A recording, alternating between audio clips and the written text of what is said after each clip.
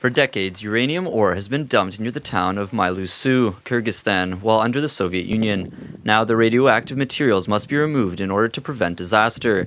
The 14 million people that inhabit the Fergana Valley are at risk of radioactive poisoning. I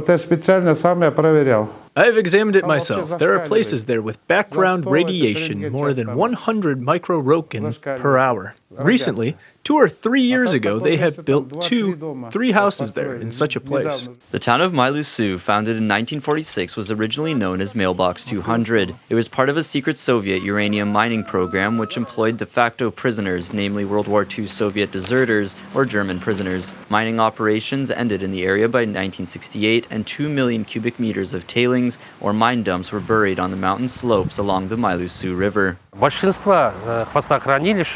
uranium tailings repositories are located in transboundary areas.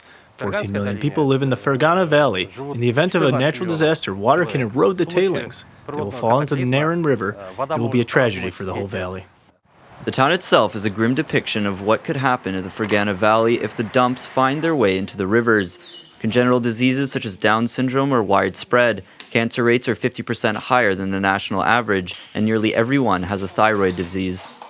They suggested to move out of town, somewhere near Madanyat. They said, go and build your house there, without help. They do not give you any money. Roughly 30 million euros are needed to reinforce or relocate the Mylusu dumps and dispose of other hazardous materials in the town of 20,000.